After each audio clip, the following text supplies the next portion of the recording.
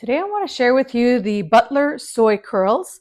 These are fantastic as an alternative to meat for vegetarians and vegans. Even the non-vegans or vegetarians in your home would enjoy these. These are 100% soy, non-GMO, and they are like a chicken substitute, like a chicken tender substitute. They are dehydrated. They are a pantry item. They can stay in your pantry and they will be fine for a long time. And you can also Ziploc them, put them in your freezer.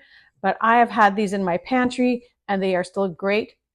They are dry and you just need to add water to reconstitute these.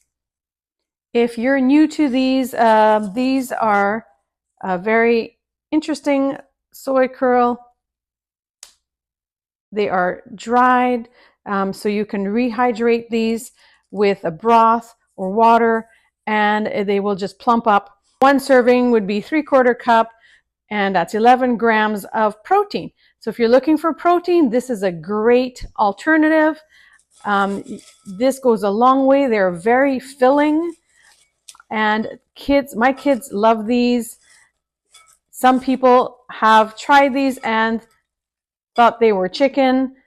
They have no flavor until you flavor them up. So you can let them soak in with a spice and a broth, or you can batter these, fry them up, add them to a soup or stir fries.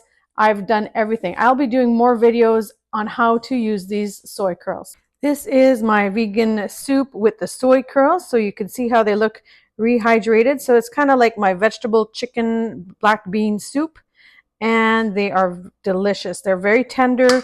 They make a wonderful chicken substitute. I highly recommend these as a very nice protein staple for your vegetarian or vegan home.